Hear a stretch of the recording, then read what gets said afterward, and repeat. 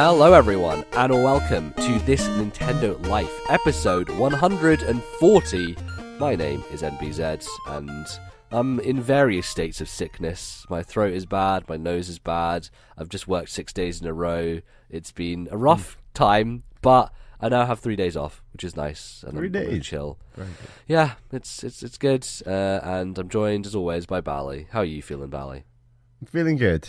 They even ate into your 3 days with these clocks going forward. They did. They fucking was like, hey, No. let's take away an hour from you on your weekend. What a nasty thing So to I think do. clocks went forward a while ago in the States, and then we do Yeah, it a there's bit this weird later. sync thing, and the only reason that I used to know it happened was because I watched Kind of Funny Games daily every day, and usually it was like at the same time at like 7 o'clock, and then all of a sudden it was at 6 o'clock, and I was like, wait, what's happened? Why is it like this?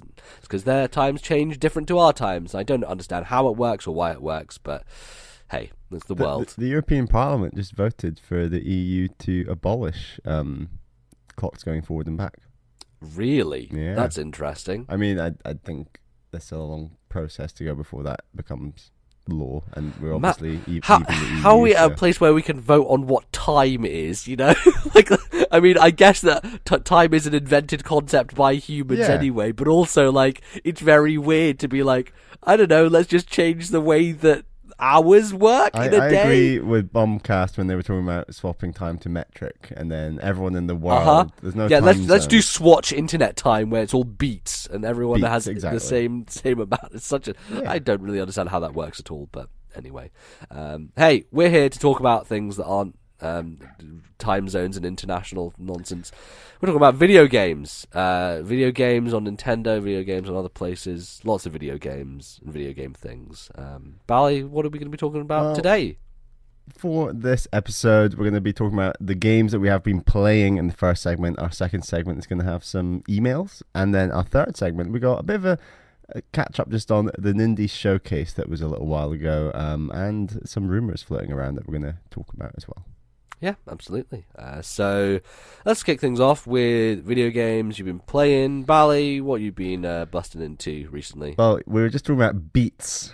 I Yes, have lots of been beats. big on the beats. I've been playing Beat Saber with my PlayStation VR. This game came out last year, and there's not a whole lot to say about Beat Saber. Like, it's just an incredible game. For those who don't know, it's essentially Guitar Hero, but instead of notes coming towards you, it's blocks that you are slashing with virtual lightsabers. And It's a rhythm game, you know. It's It's like a rhythm it's game. a track-based rhythm game where notes are rolling towards you on a highway and you need to knock them down, essentially. right, and you got to slash them in a specific angle because it's all to do with the direction the arrow on each block is pointing. There are some blocks where you can slash them any direction you like, and that feels great. And the campaign in this game is like the weakest part. It's a very weird, we need to turn this concept into a full game, let's stick in a campaign at last minute sort of feeling campaign, and it's not good in that sense. Where Yeah, I mean, I never really thought the Guitar Hero campaign was anything that special either. But Like, this they is- had some unique stuff, like The Devil Went to Whatever was like the Right. last song, and you could only play that in like this battle version of it and stuff like that. This is much worse than that. It's got Right. songs where it says you have to have at least 5 missed notes, and you're not allowed to have more than 5, say, duff notes. So duff note is when you hit the note, but you hit it like mistimed In a or wrong direction or lightsaber, something, right? yeah. So it's like you have to have these min maxes on all these like missed notes, duff notes. You got to reach a certain score, and it combines some of them together. It's got this strange one where you're not allowed to move your hands too much. It's all about the movement, minimizing the movement, and it's like this is just. It detracts from what is fun about Beat Saber, which is swinging your arms really fast in large arcs, and that's the most fun I've had with the game. And like, it took me a while to realize that you get more points for larger arcs, so you actually get more points for being more energetic when playing. And it's a very tiring game when you do it right. And on expert songs, of which I can play most of the songs on expert just about. And it's just such a satisfying feeling. The idea of these virtual lightsabers that you're swinging in a virtual world. They couldn't have done it better. And I know that when this game was revealed, it went pretty viral on the internet, like people saying, "Whoa, virtual lightsabers! This looks incredible!" And the concept of what they're trying to go for is very simple, but it holds up incredibly well. And it's just another game that I think if you have VR, it's a must buy. Personally, I'm not a huge fan of dance music and beat focused music. Right, I would have loved, with so much beat stuff, I would love like more rock and more metal songs. Well, more, I say any. There's not any. There's nothing other than dance music basically. See, but this is why you own a PC, and this is why you get like an Oculus, and then you can mod it, and then you can throw your own songs in there. That does sound pretty cool. And I would happily pick up some sort of rock pack if it ever made it to PS4, which I doubt it will. But it might do. You never know. Like a lot of these games thrive on their DLC rollouts because so much of the appeal of the game is like what songs you can play. So, yeah, no, I like what's there has grown on me, and it is actually kind of good music when you get your head around it, if you're not into that style of music like I'm not. And it's even got the KDA song from League of Legends or whatever it is. That's a cool song, and that's cool that song's in there. So it's, like I said, definitely worth picking up if you got VR, and it's a great it's probably my top VR game now that I own. When someone comes around and it's like, how does VR work, Bally? What does it feel like? I'm like, you need to play Beat Saber, and because it's one of those games that it doesn't require you to move around a whole lot. Like I mean, in terms of your head, like you're facing in a similar direction. Like you're not. There's no locomotion in terms of you as a player. You're just kind of standing there and moving your arms. It basically is like, it's kind of like a Just Dance game, but on drugs. It's like the Wii motion control generation, but turned up to 11 and really hitting the peak of what that could have been. Watching people do this at high speed, the crazy things this game makes you do with your arms is pretty impressive. So I highly recommend checking it out. I'm not going to finish the campaign just because I need to like beat this song with getting less than 5 duff notes, and it's just stupid. See, that stuff sounds like it should just be locked behind achievements and not really something that is the main thrust of the game. And there's not a huge array of I mean, there's certainly more songs, I believe, than when the very first version came out, because I remember watching Giant Bomb play it, and that original version they were playing with definitely had fewer songs than this one. So sure, there's songs, and there's also DLC songs. It's just they're not the sort of songs I'm interested in. And there's a few in there that I like. There's like a country sounding song and like a pirate sounding song that's quite fun. And they're the most rocky, I'd say, even though there's not really any rock songs. But yeah, nice, great game. I've also been playing another short game, another game that's hugely based around feel and very one note and style, and that game is Ape Out, which came out on the Switch and the PC, I believe, just a little while ago. Yeah. How do you describe Ape Out? It's top down. You play as an ape. It's a very distinct. There's very few colors on the screen. You're an ape running around, trying to break out. Basically, you're breaking out of security facilities, from skyscrapers, from like ports, and you're just an ape trying to get from point A to B.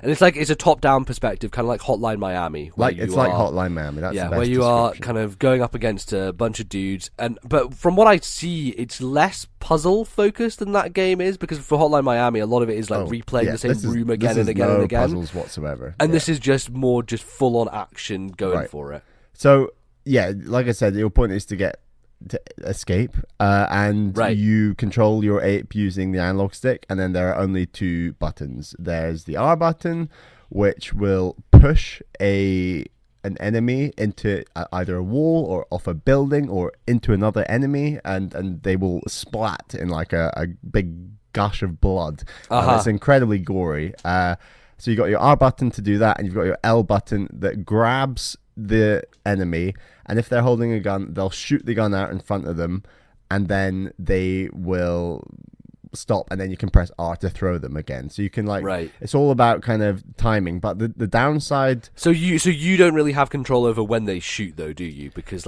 you grab them and then they just have one blast that they fire off. So you can kind of time it to be like, okay, I've grabbed this dude, I need to be fast enough to turn to another dude so that the shot that he fires takes him out as well. Exactly. And it all depends on the dude you picked up, what type of gun they're carrying. Because if it's a flamethrower, then they'll do a big, long gush of flame. But if it's just a regular shotgun, it'll be a spin, time, shoot, and you get there's so much timing in the game, and the timing links to the music.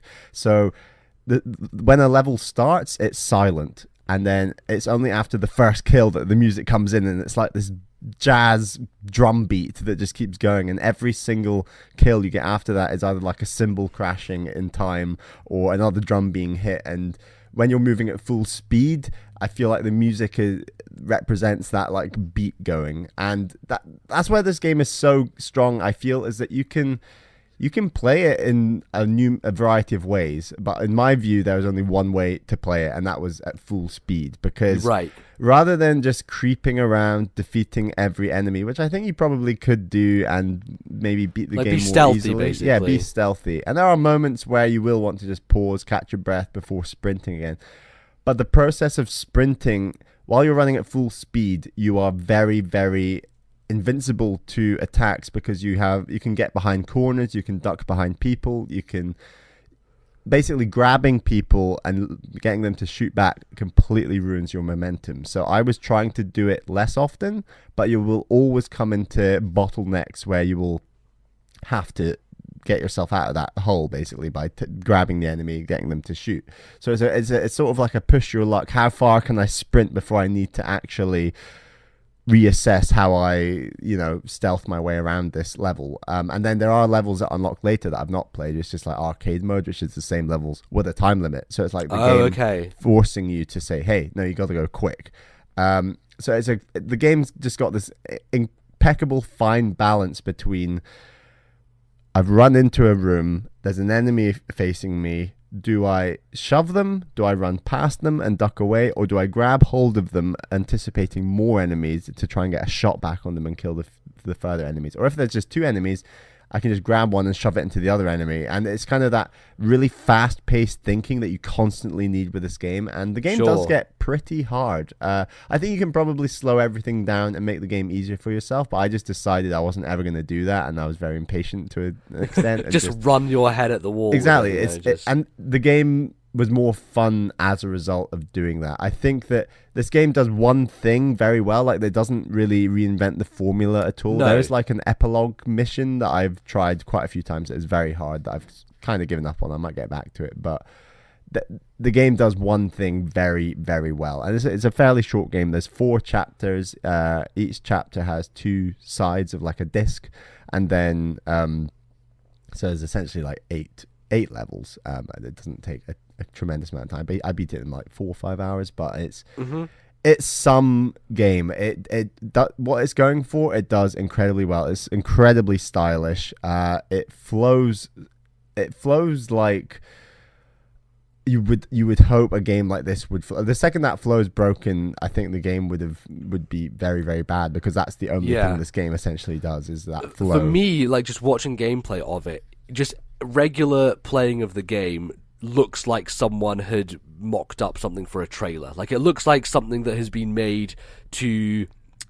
It's a game that looks good no matter kind of what you do, almost, It feels like it's very built in that way to create moments where you're constantly pinging between enemies and throwing them, and then you're doing this other thing, and it just feels so fast-paced in that sense that any kind of gameplay you watch could be taken as, gameplay footage you'd use in a trailer almost. Yeah, definitely. And I would say like this game is maybe the surprise of the year so far. I think it's... I mean, Apex Legends was a surprise, I guess. Yeah, sure.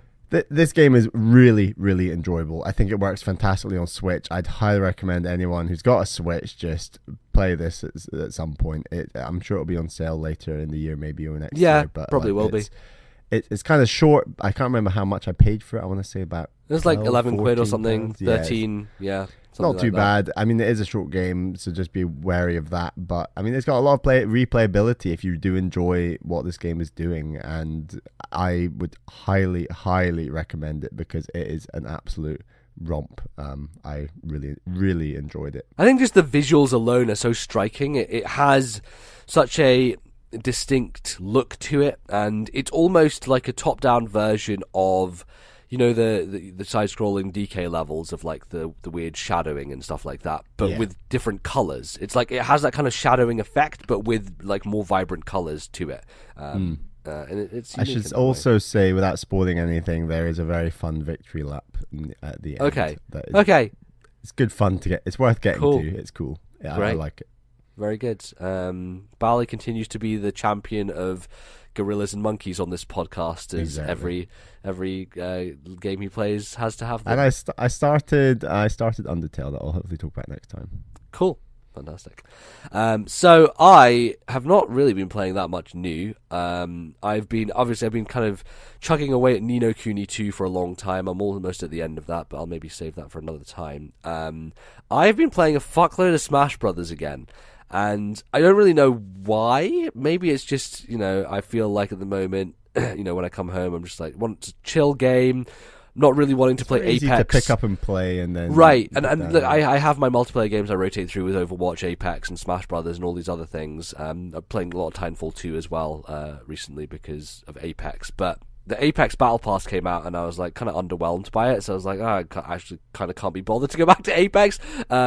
So I've been picking up a lot of Smash Brothers, and something that I had been meaning to do is to just go back and clear out all the spirits in World of Light, because I finished World of Light, and there was still a lot of them on the map. And so I went through and I basically did that. And going back through and doing it is a bit of a process. I think they could have done a much better job of highlighting where all the missing spirits are.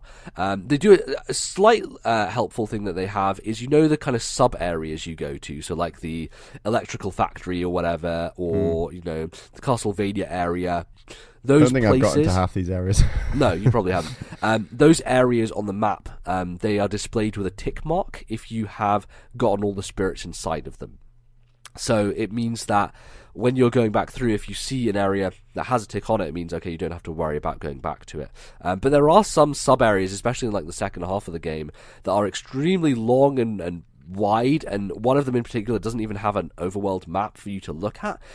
So it's a lot of just process of elimination, going down every path possible, trying to see, did I find something here, did I not? And it's fine because I'm kind of doing it as this background thing and not really focusing. But if it's something that you were just grinding through without having any other thing in the background, I think it could get a bit tedious potentially. But I feel like spirits and things in Smash Brothers are there as this never-ending gobstopper, almost as a thing that you just kind of chip away at, and you don't necessarily spend hours and hours in a row playing it, but it's more like this kind of thing that you just go back to here and there.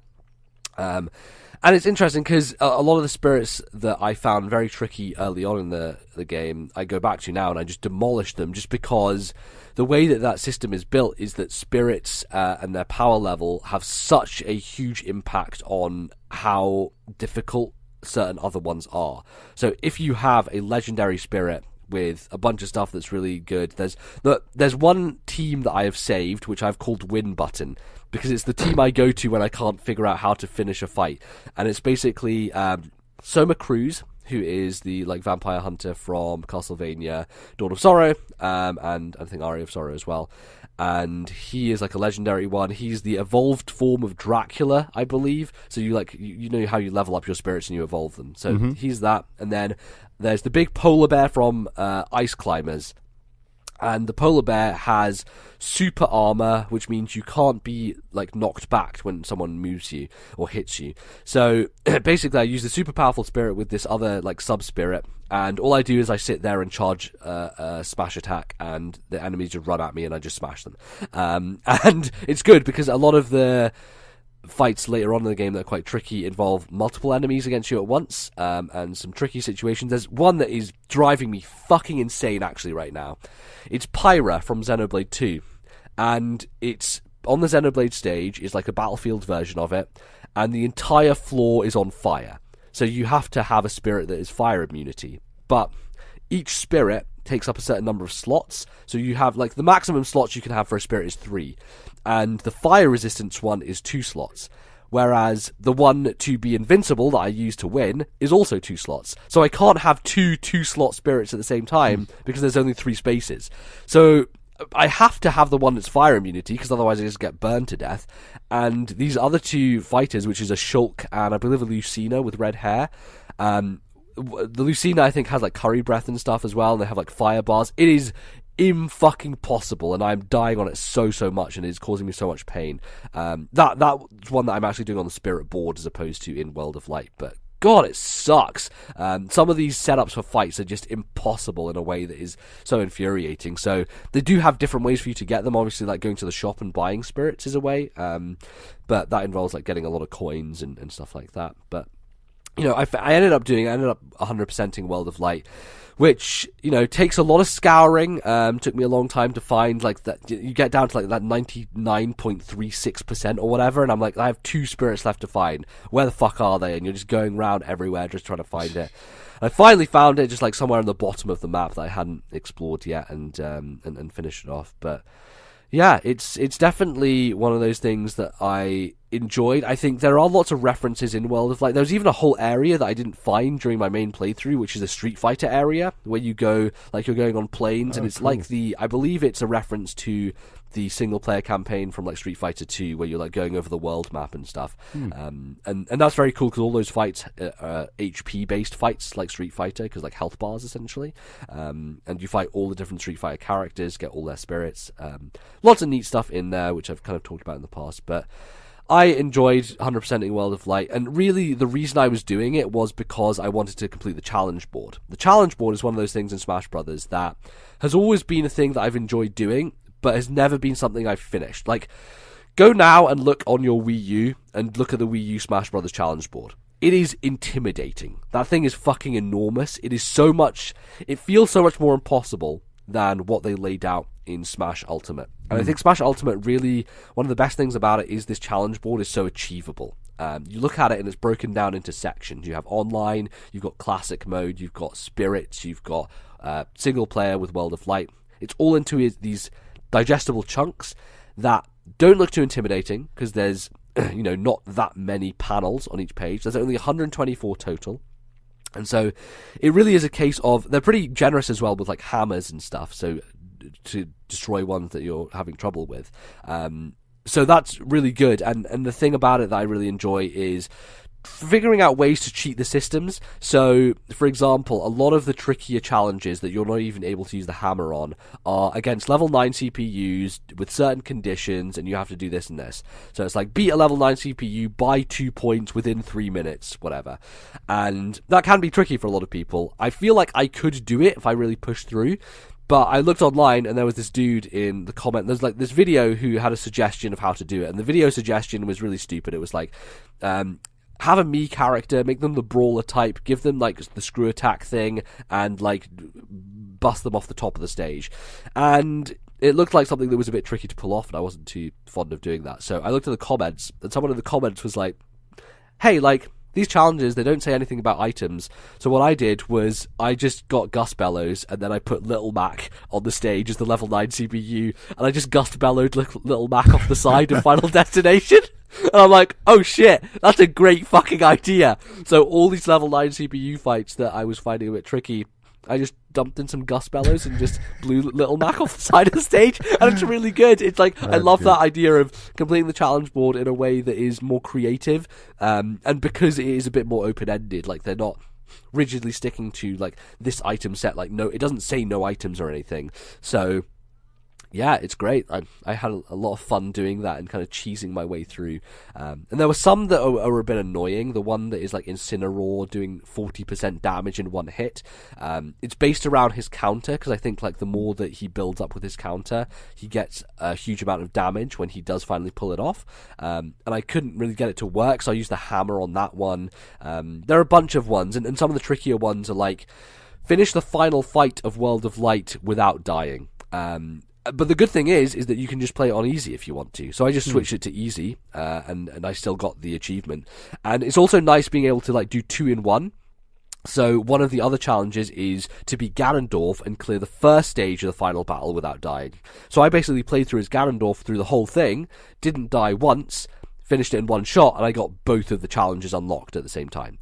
Which is good. I like that they allow that, and if you are smart about it and you have read through the challenge board and you can think, I can kind of do this at the same time. I did it similarly with one of the Games and More challenges for, Century Smash, where it's like clear Century Smash within 5 minutes, and then there was another one that was clearing Century Smash on the Great Plateau Tower within 5 minutes. So what I did was like, I'm going to be Wolf on the Great Plateau Tower, and boom, I only have to do it once, and I get both of the challenges unlocked. So yeah, I think that's a really cool thing, and overall I've just enjoyed doing the challenges and seeing the kind of the panels burst, because they all have like really cool pictures on them that are situations that are similar to the stuff that you would see like at the end of classic mode and stuff like that. I really enjoy that Sakurai like setting up these situations in Smash Brothers with the in-game engine, because there's so much expressivity in it and that you can make lots of goofy things happen. He does it with trailers all the time, just setting up these really funny situations with nothing more than the game itself, and that's the flexibility of Smash Brothers. It just kind of lets you do that. So yeah, I've had a great time. I finished the challenge board, so I've got every single panel unlocked, which is awesome. It's the first time I've ever done that in a Smash Brothers game. I've 100%ed World of Light now, and I've got about 20 classic modes left to go.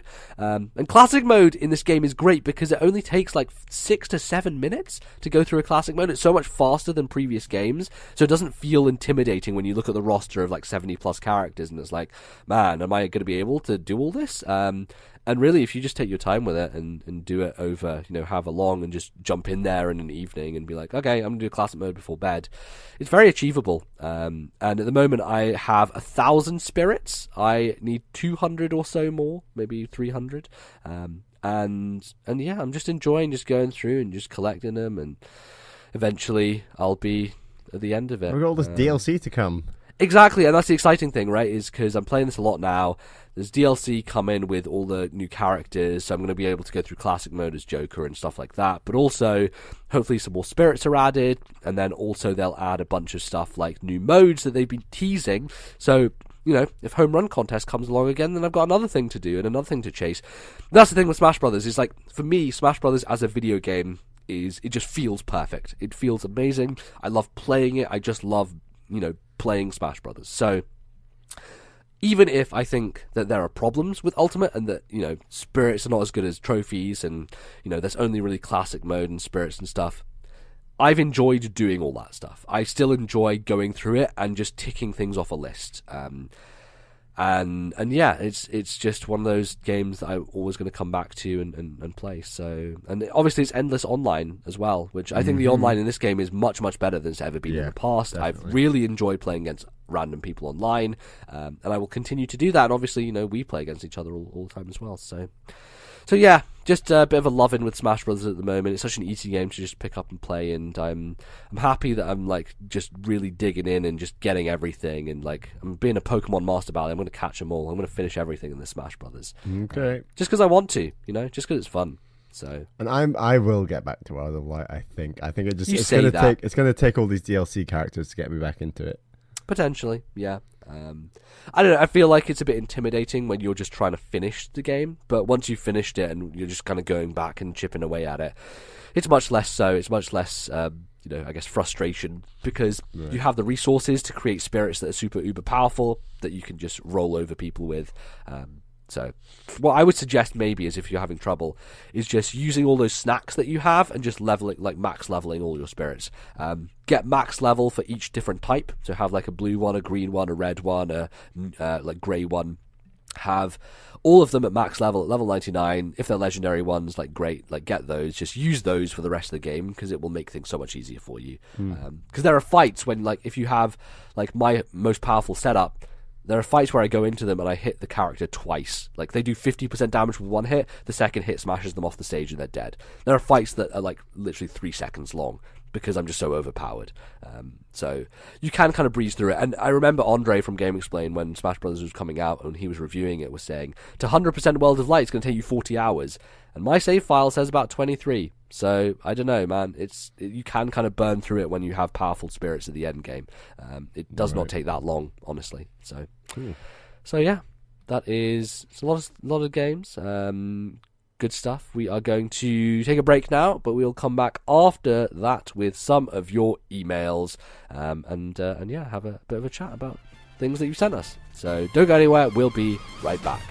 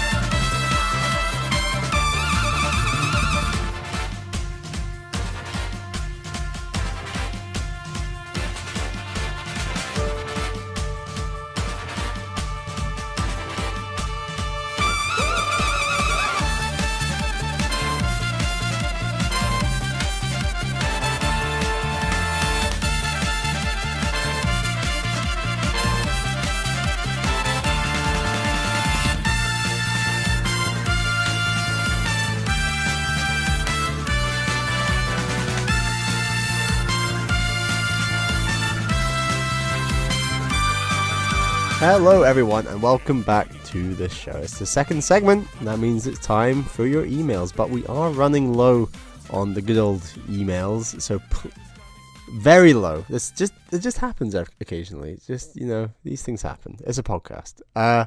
Please send your emails to ThisNintendoLife@gmail.com. That is ThisNintendoLife@gmail.com, or post a comment, a question in our Discord server. We've got a little emails thread in there. The Discord community has been growing a little bit recently. We're up to about 90 people in there, so it's a good old community. Come and have a chat, drop a question. You'd be more than welcome. So yeah, go for either of those. Our first question this week is from James, who's from Vancouver in Canada. Hey guys, my question pertains to both of your personal lives and how gaming fits into the balance. I'm 26 years old, work full-time and love devoting time to spend with my girlfriend and friends. Somehow, since Octopath has been out, this is quite an old email, I've already put nearly 25 hours in alongside spending some time in other games as well. Video games always have been my number one hobby, but I'm just wondering how you both fit gaming into your life balance alongside other demands. I seem to have found a balance that works for me, but curious to see how you guys might do it differently. Keep on keeping on, James. All right. It's a tough thing when you're working, when you have no time to do anything to fit video games in. And we're doing the podcast. Yeah, absolutely, right? Because so much of our free time is devoted to doing this as well. And obviously, a lot of games we play, we are maybe selective about what we're going to talk about as well. So there's an added layer there of we're not necessarily playing what we want to all the time, because there are a lot of people who, they'll just play one game, they'll just play Overwatch every day, and they kind of, they'll wait for a big game, they'll play the God of War or Spider-Man that comes out, but then they'll just play Overwatch for most of the time. But we have, and I like it because I like moving on to different games and playing a lot of different things, but we definitely do that as a necessity to have an interesting show so we can chat about things that people might be interested in or have recommendations for people who want to pick things up. So yeah, that's an added layer to it. How do you deal with this, Bally? Yeah, I think it's all about rationalizing how you spend your time. I'm quite an organized person in the sense that when I'm at work, when I'm at home, I'm right, I'm going to do this, and then I'm going to do this. That gives me 3 hours here. I'm going to. You are very scheduled in that way. Yeah, and even when I went to visit you in Brussels, you're okay, let's write out the list of games we're going to play. Right. We're going to play this, then this, then this, and then we're going to do that, and then we're going to do this. And it kind of worked well because there's been so many times we've seen each other and we've said we're going to play all these games, and then there's a few great games that we just never get around to. So I'm always just end up sitting watching some YouTube bullshit. Exactly. Or whatever, yeah. I love applying a system to everything. I'm also someone who loves napping on a day off. So I like to set I say I'm going to start napping at this time. I've set my alarm for this time. That gives me this much of evening left, and I'm going to do this. I think it's about associating if I tell someone who doesn't know a ton about video games and I say, oh yeah, I spent 30 to 40 hours beating this game like God of War, it was really great, it's an incredible game, and they don't care what I'm saying about how incredible the game is. They're just shocked that I've spent 40 hours playing a game. And I think that you just have to think, right, but what's the equivalent that other people are spending their free time on? Assuming most people work 9-to-5 jobs, obviously there are plenty of jobs where you work funny hours or you work more hours. I personally work 9-to-5 roughly most of the time, and that gives you a lot of free time. I also do a ton of running, and it's just a case of saying, what do people do in their spare time?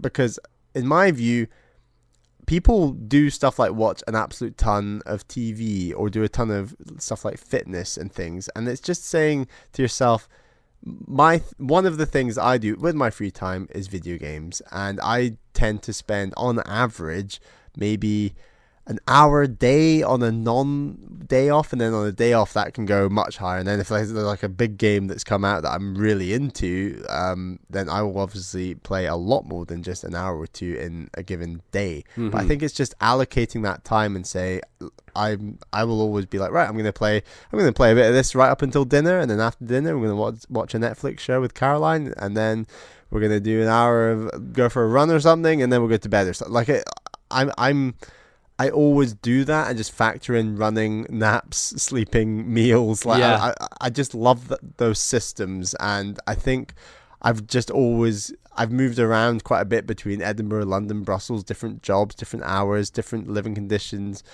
going out with Caroline, stuff like that. Like it's always been changing, and I think it's just about adapting. What do you enjoy? What works for you? And finding, allocate an hour for this, an hour for that. And I've always just allocated an hour here and there, where I think a lot of other people might allocate a bit of Netflix or a bit of chilling on YouTube, watching something, or a bit of watching something else. I think I just always choose to allocate an hour or two during the working week to like video games, and that just gets you through games. If a long game like Octopath, same thing. I just did like an hour or two a day for, I don't know, it took me about a month, and you're there. It's not too difficult. I think it's just about routine. Yeah, definitely. It's about managing your time and making sure that every second counts in a sense, because when you are working and you have limited free time, it's hard to think about it and be like, oh God, I need to do all these things, but I don't know how I'm going to fit them in. So it's just kind of breaking it down, I guess, in any way. Do you think that getting Caroline into games has helped in some extent for you playing more games? Yeah, because other friends, girlfriends are nothing. They really aren't into video games in the same way that Caroline is. And while she's not maybe into all the games I'm into, certainly not, she still really appreciates a game like God of War, like Red Dead 2, a really story-driven game that she's watched me play a lot of. She'd be like, wow, that was a really interesting cutscene or something. And it's certainly, gaming isn't a taboo in our relationship in the way that I know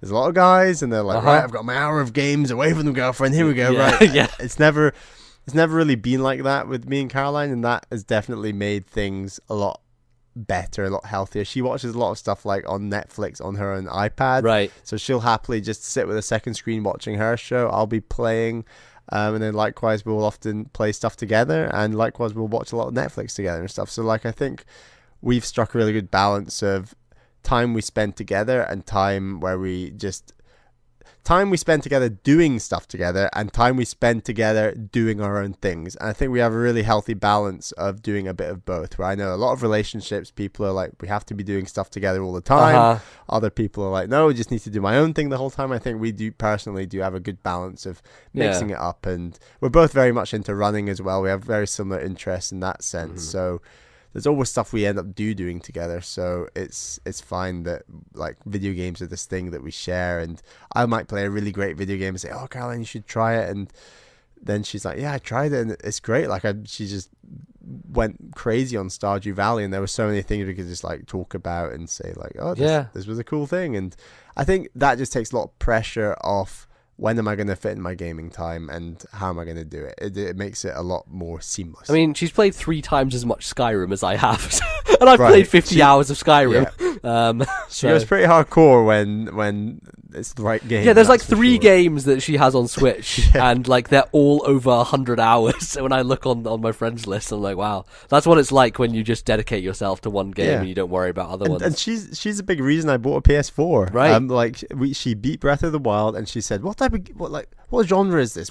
How do I find more experiences like that? And I sort of said, it's an open world adventure game, and I sort of said there's a few of those on Switch, but ultimately, in my view, I thought there were a lot more on a system like PS4. Right. Assassin's Creed, God of War. Yeah, I think she'd really like Assassin's Creed Odyssey, for example. Like, yeah, I think she would really love Assassin's Creed Odyssey. I think she's at some point is gonna play a lot of open world games on PS4. She's always very cautious when I'm into a game on PS4. She's like, oh, you can use the PS4, and I always say like, I don't like. You can play your game on PS4. I will happily play Switch or 3DS or something like it. We don't always have to be rivaling off each other. But yeah, I think she will. She does want to try out either Horizon or Red Dead 2. Sure. And yeah, so in an evening, she might turn that on, be playing through it, and I might be playing a bit on my Switch or on my laptop, and us just sitting there sort of doing our own thing, but still talking to each other. When I might see something she's playing in the game, like, oh, that's cool, you should try doing this, or what about this? And she's like, oh, right, okay. So I think we're in a good place where we know how to factor in evenings. And like I said, with all my planning, I will be like WhatsApping Caroline throughout the day saying, how about we do this for this evening, and we'll be planning dinner and when we're going to do this. And I like a system, and it's a bit over the top sometimes, but I do like to plan out how I spend my free time quite a lot, and part of that is games. Yeah, that's cool. For me, it's more in terms of balancing everything that I enjoy, because there's lots of things that I consume media wise, and I think it's because I watch a lot of internet video stuff. Like, I've always been someone who prefers watching, like, since I started watching YouTube, I kind of stopped watching television. Like, I don't think television is really that relevant for me. There are shows that I really like, and obviously, I'll watch Game of Thrones when it comes out. I'll watch, if people recommend a really good show, then I will get into it and I'll watch all of it. I'll burn through it. I'll do, like, I used to do House of Cards, and like when Stranger Things came out and things like that, I will just devour. Yeah. But a lot of my time is like, I have a watch later playlist on YouTube of 600 videos. So I basically have endless content for the rest of time if I wanted to watch stuff. And most of that stuff is like, I'll never watch it. Look, I own up to the fact that is not a surmountable task. There's not enough hours in the day to possibly get through that stuff. But I gave up on my YouTube watch list years ago. Yes, and it was quite a liberating yeah, I imagine and it I is. just dip in when I feel like it. I've got like, there's only about 3 or 4 YouTubers, maybe if that I actually now watch consistently. That's definitely something that has reduced a lot in my viewing time. Right. And I think it's because there are certain, like, I follow a lot of groups. So like, because I like Easy Allies and Kind of Funny and Giant Bomb, and I want to hear their takes on everything. So like, I listen to Kind of Funny Games Daily every day. It's an hour show.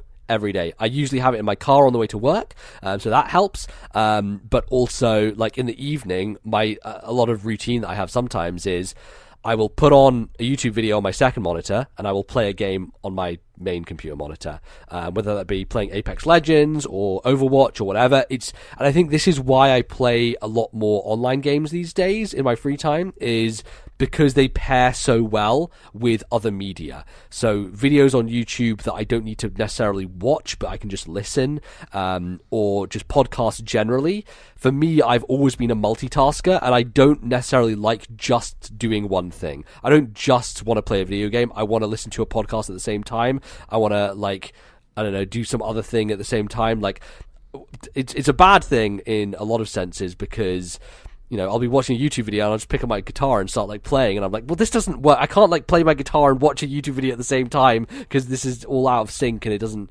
if I'm not focusing on something in particular, it's not, it's not going to be a good thing. So for me, it is definitely, when it comes to those type of things, figuring out what games I'm going to play. Do I need to dedicate my entire attention span to this? If not, then, I'm going to have something else going on at the same time. And that, I think both of us have gotten into the habit of increasing the speed at which we watch things. So yes, I listen to podcasts on 1.5 times speed most of the time. I know you've gone up to like 2 at this point. I've gone up to 2, but in reality, it's actually about 1.5 to 1.75. It just says it's 2 on your app, right? Yeah, on my app. Okay. Yeah, it sounds smooth. Like right.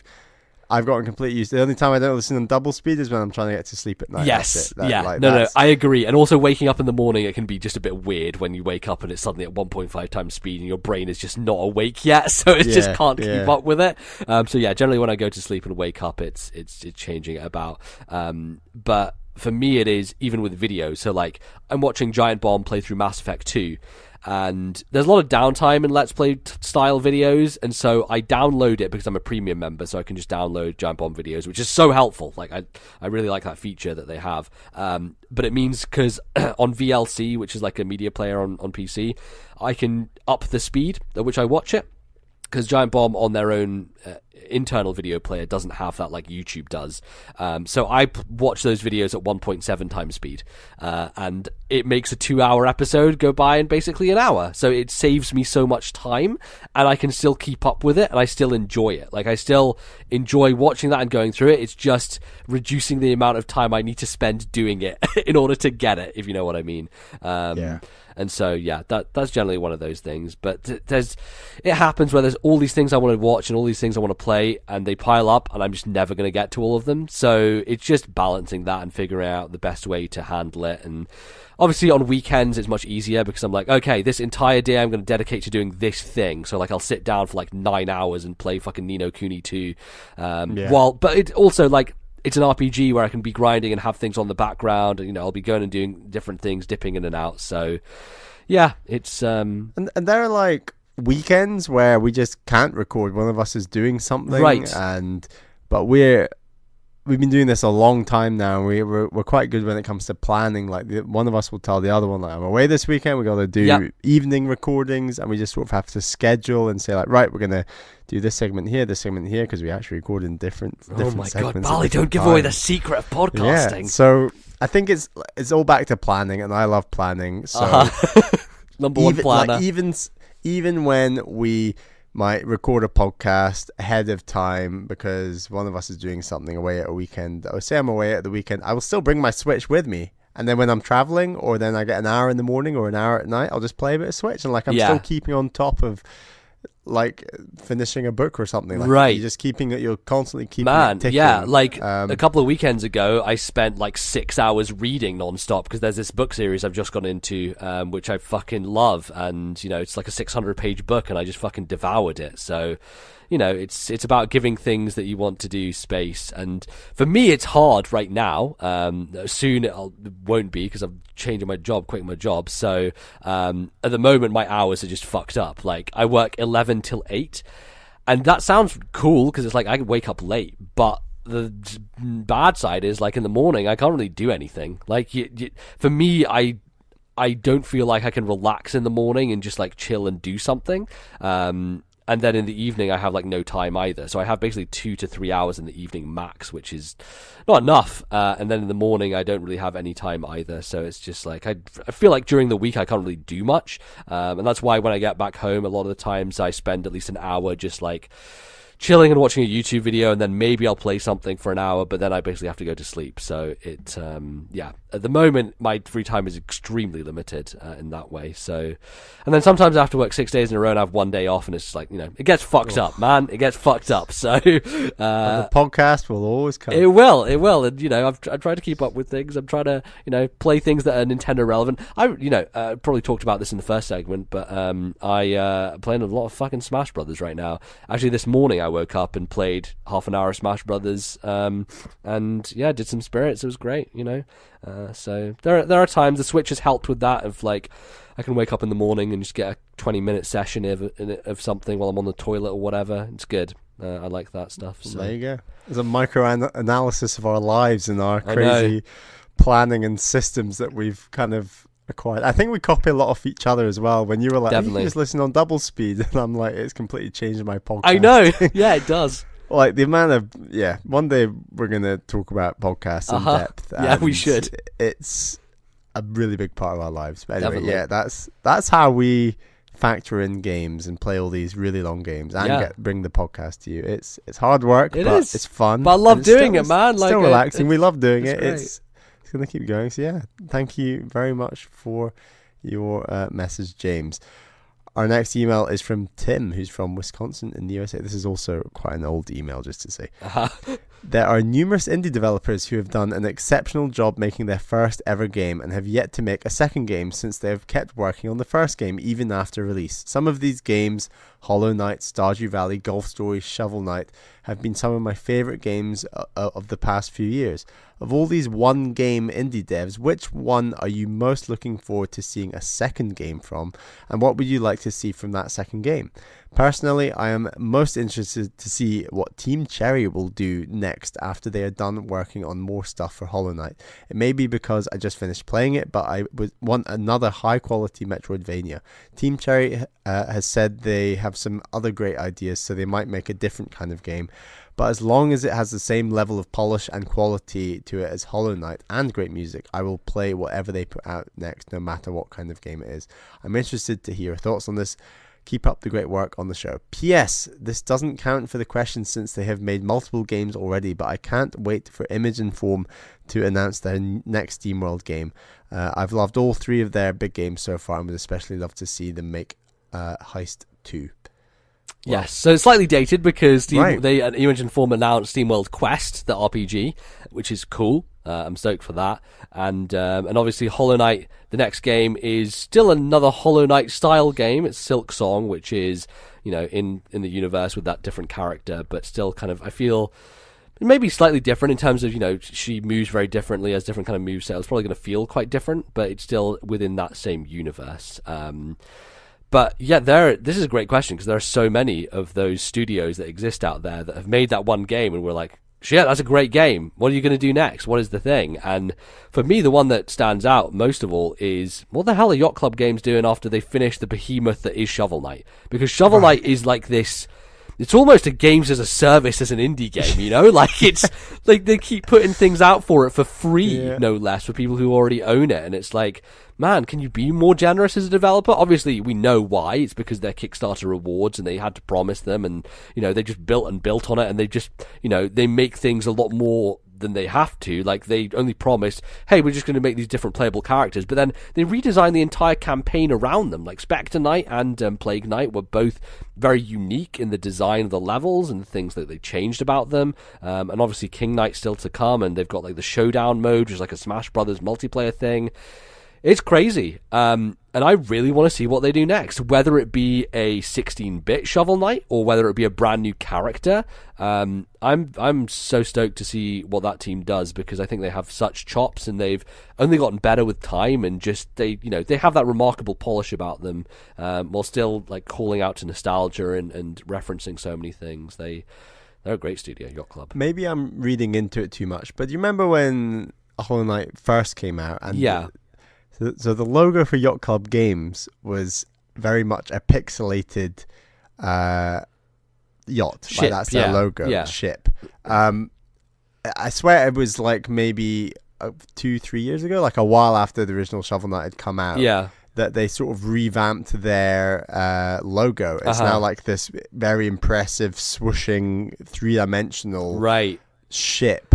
They showed that off recently because they announced a new game they're publishing, actually. They're not developing it, but they are publishing games, which is awesome. And it's called Cyber Shadow, and it kind of looks like The Messenger, which kind of looks like Ninja Gaiden. It looks like another Ninja Gaiden-inspired like 2D action game. Yeah, it looks pretty cool. Yeah, I'm down for that. Love The Messenger, so. But my theory was that if they wanted to be that sort of... Is Shovel Knight 8-bit, 16-bit? It's 8. I would say it's like... It is 8-bit, but maybe more than you could do on an NES to some degree. Like, if they were going for that style for all their games, would it not be more appropriate to keep that logo and kind of keep that continuity in a way? There's something about the fact that they went for such a 3D Flash logo that makes me want to say they might move away from that style of game. This is just a really weird theory, I know, but it just feels... I don't know, it feels like that logo doesn't match the original Hollow Knight in the sense Shovel Knight, you mean? You keep saying Hollow Knight, not Shovel Knight. I keep saying Hollow Knight. I've been meaning to say Shovel Knight this whole time about Yacht Club Games, just to be clear. it feels a little bit detached from that original logo they had for Shovel Knight, and I don't know. It's just a stupid theory. Yeah, I don't know how I feel about them doing a 3D game, because to me, when I look at studios who have tried to do 3D games in like the N64 style, I look at things like Yooka-Laylee and A Hat in Time, and like people like A Hat in Time, Yooka-Laylee less so, but I look at those games and they feel so much less polished to me. Like, and I think that's one of the things I pride about Yacht Club is how polished their games are. And I don't know if jumping to 3D would really accomplish too much for them. But it's interesting. People have asked for Shovel Knight 64 as, a thing for them to do. So potentially. I know that who's the guy behind Stardew Valley? Eric Barone is his name. Eric Barone. Yeah. I believe he has said that the next game he works on, he wants to take place in the Stardew Valley universe. Okay. He's not said, it has to be anything farm sim related. Right. But I think he has said he'd like it to be in that universe. So I don't know what he could do with that universe. Like it's a very I mean, quaint it's valley. worked for Image and Form. I think they have been very smart in the fact that they've kept this cohesive brand around SteamWorld, and they have been able to use it to take risks, right? Like, if they had just put out an RPG which wasn't connected to SteamWorld at all, I don't think word of mouth would have gotten out about it like it has. It's because they have this brand association that lets people be like, oh, it's a SteamWorld thing, it's going to be good, I'm going to buy it, It's it's a clever way to be risky with the types of games that you're making, while still having the confidence that people are going to invest in them, I know that you've stopped listening to Nintendo Voice Chat, MBZ. I pop in every now and again, like, because they put it on YouTube, so like I sometimes pop it in the background while I'm playing something. But yeah, highly recommend popping in on the most recent episode where there's, I've forgotten his name now. He's Brian Swedish. from Sigurdsson. Brian. He's the Brian from Image and Form. Brian, I first heard of years ago when Don Koopman he does stuff at Nintendo World Report. Don does a lot of European games coverage. He did an interview with Brian before anyone knew who he was, or before anyone knew who Image and Form was, before the first SteamWorld Dig came out on 3DS. Oh, wow. And it was a really good interview, and I was like, this sounds like a cool game. Well, he sits in on the entire show of Nintendo Voice Chat. Yeah, I did hear that episode, yeah. And it's a really good episode. I'd highly recommend others checking it out. I really, really want to know, I've forgotten the team behind Golf Story. Sidebar Games, yeah. Of course. The Aussies. It sounds really simple. I just want them to do that exact same game, but for tennis. I just want it so bad. I made that joke in that video I made about Golf Story, where I was like, I hope they serve us an ace next time. Like, make a tennis game. It's the right thing to do. I absolutely loved Mario Tennis on the Game Boy Color. Like, that whole RPG campaign was fantastic. Yeah. And you can do all those sort of RPG boosting mechanics where you boost like your smash or your serve or your backhand, your forehand, the topspin, the slice. You can boost all these shots, make your character slower and more powerful, or quicker and less powerful, do the tricky shots. There's so much room for maneuver, and then you face all these different characters, and each character you face has like this crazy shot of their own, right? Stick in all that quirky writing that they stuck in for Golf Story. Yeah, man, Golf Story, that's one of the underrated aspects of Golf Story. It's a really funny game. Very well written. Like, very really, good. Really and cool. like stick tennis courts in all sorts of weird places. Right. Like they did with the courses in Golf Story, and that world that they created. I think there's so much scope for that. It sounds and you can really do so many simple. like mini game things as well, like they did. Yeah. Potential is wild for that. I may have said this before, but it's so perfect. Make Cricket Story, for God's sake. They're Aussies. Like, come on. I'm begging Rugby you. Story. There's never enough rugby games. No, yeah. And that's the thing. Like, cricket, great fucking game. Never represented well in video games. Ash's Cricket on the Wii we played. That was a great time. That was... I think they could do so much with cricket. I would love to see a Cricket Story. It just makes sense for me. But the thing is, like, marketability-wise, tennis is obviously a much bigger, more well-known game worldwide and everything. And they must already know whether they're going to attempt another sport or go in a different direction. Right, or if they're even going to do that again, if they just go in a different direction, they make a fucking 2D strategy game. Like, who knows? Well, what exactly. they're gonna Like, do. they must already know the answer to that question, obviously, even if they don't want to. They actually, I think I saw the other day, they're putting a call out on Twitter to hire some people. So that seems like a cool thing, that they're probably ramping up development on new stuff. My two, well, one of them, it's not actually a debut game, but obviously whatever comes out from Matt Makes Games next after Celeste, I am straight on, well, they made Towerfall, which is it's a multiplayer game, but in terms of single player games, like, Celeste is one of the best games I've ever played. So fucking anything that he does next, I am there day one. Don't care what it is. Like, Jesus, that thing is amazing. So I wonder if he'll do a sequel, because Celeste has become kind of a brand name in and of itself at this point. So it could be a potential thing to do. I know that he's still working on those levels, those bonus levels that haven't come out yet, which I want to get back to. I almost want them to not touch it, and just so it's like it's its own. It is, yeah. There's something so perfect and complete about just leaving it as it is. I agree. In terms of the story, I agree with that, definitely. But yeah, more levels, I'm always down for that.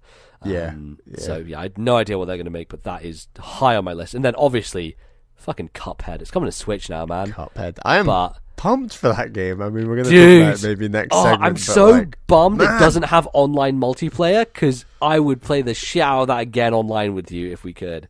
It's going to come out just as I go to Japan. It's like the that's perfect so game good. to That's amazing. Oh, dude. It might not feel quite as Japanese as playing Splatoon 2 in Japan last time. That was a real, what do you call it, when it resonated well playing that game at that time. But maybe Cuphead's a bit less Japanese maybe Splatoon 2, but yeah, I'm pumped. Yeah, I don't know what they're doing next. Similar to Celeste, they're putting out extra stuff. I can't remember what it's called, but they announced it last year that Cuphead is going to have more DLC. Not more, because they didn't have DLC. Yeah, the Switch version has this extra stuff, and then it's a free update for non-Switch users. What extra stuff are you talking about? Because they have a new thing that they are putting out where you can play as a new character, and there's going to be new bosses and everything, which is a paid DLC that will come. Right, it's not that, but there is something extra. They mentioned in the Nindies reveal. It was I can't remember. Okay.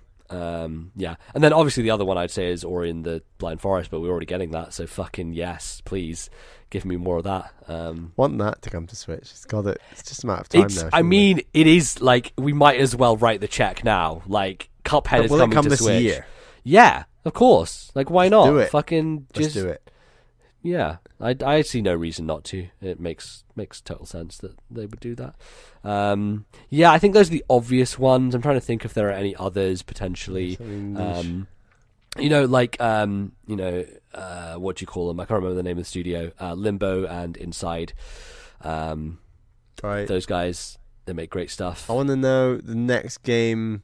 What about Owlboy? Oh yes, from D-Pad Studios. D-Pad.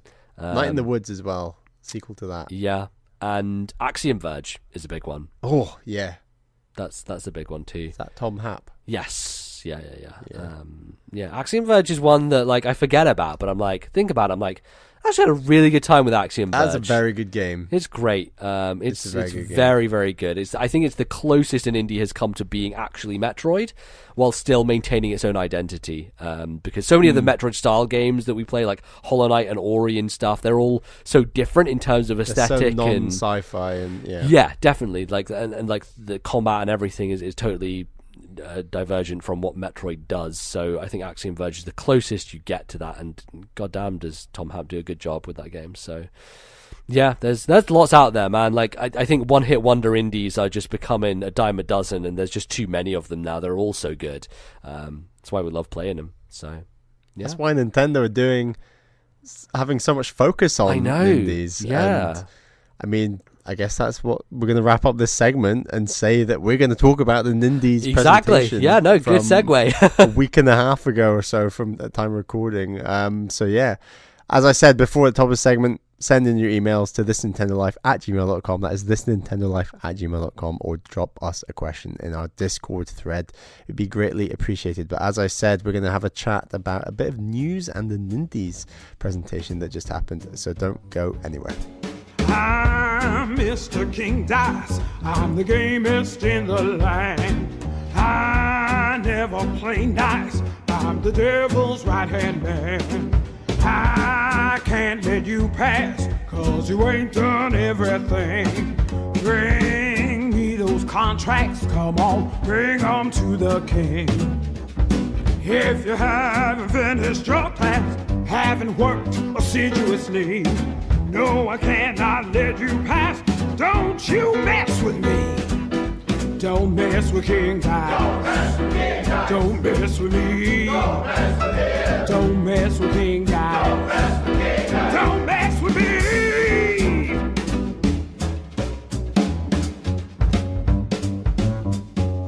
Alright folks, welcome back to the final part of the show this week, and we are going to be discussing a little bit of newsy little items here and there, some things been popping up, not like super major ones, but things that could have some consequences dependent.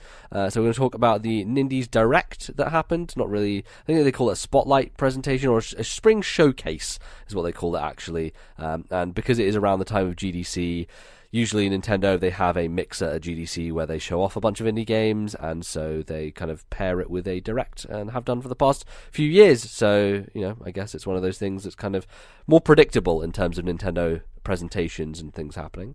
And then also we have a bit of rumours going on about some new models of the Switch coming out later this year, something which we've talked about quite a bit in the past, but we have a bit more kind of concrete information and things that we can discuss. So yeah, we're gonna chat about that stuff. So I guess we're just gonna kick it off with the Nindies showcase. Bally, give me your top level thoughts. How did you feel about this presentation generally?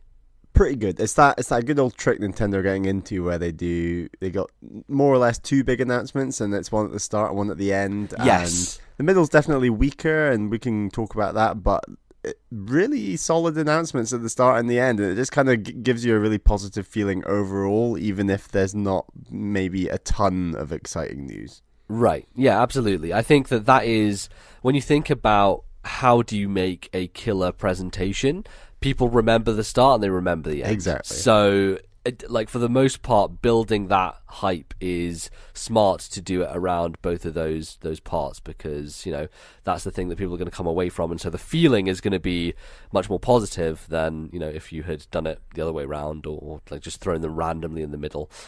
So yeah, I agree. I think it was pretty cool. There's definitely some pretty major things happening, and some stuff which is, you know, had been rumored for a while but has kind of cemented some interesting stuff for the future.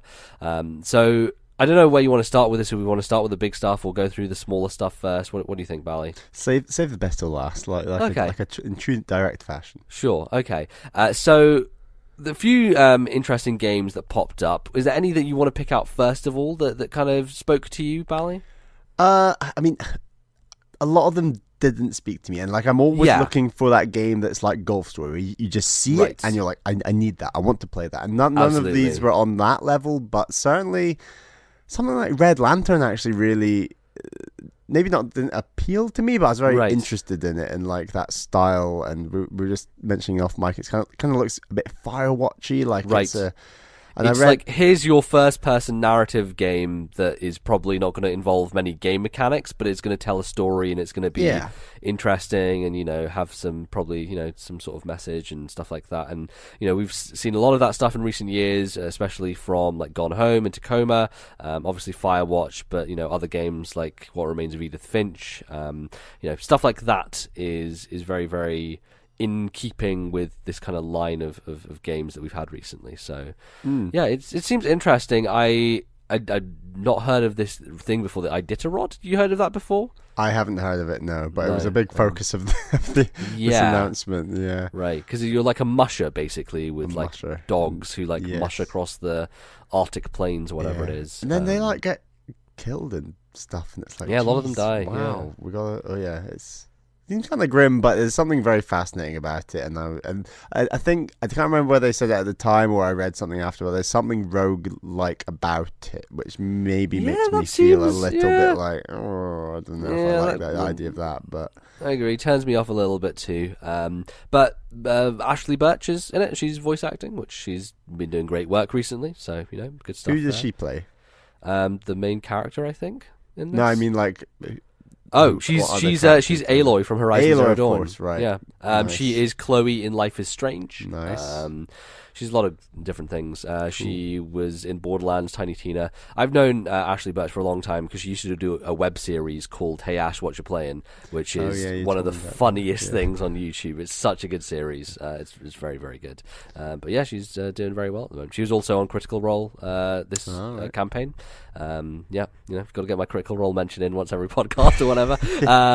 Yeah, so Red Lantern, it didn't appeal to me personally. I've never been super into that type of game, but it looks interesting. The one thing that worries me about these types of games on Switch is they tend to not run very well. It's when it comes to indie games with a larger scope, with trying to make something that's kind of fully 3D, most of the time they have like frame rate issues and stuff like that. So I'm a little worried about it on that front. But that's often because it's designed for something else and then brought to right. Switch. I'm hoping and I don't know if that's the case here. Or yeah, I'm hoping it might not be just because it is such a big focus of like Nindies and the first announcement of the game. Maybe it's been designed for a Switch, or maybe the promotion is just through Switch and it's designed for something else first. I think it probably will be on the other platforms, but they're getting the spotlight here, so why wouldn't you take it? Seems good. For me, the one that stood out the most is Katana Zero, which is a game I've actually been having my eye on for about 4 or 5 years, and I first saw it a kind of funny stream at GDC. It looked very you. Yes, it does look very me. It is like this pixel art game where you're a ninja, and it seems like it controls it impeccably well. Like you're deflecting bullets, you're going through like all these different levels. Just great pixel art, looks fantastic. And so Kind of Funny did a GDC stream 4 years ago where they brought in a bunch of indie developers to show off their games. One of them was Owlboy actually, and one of them was Katana Zero, and I remember it from that.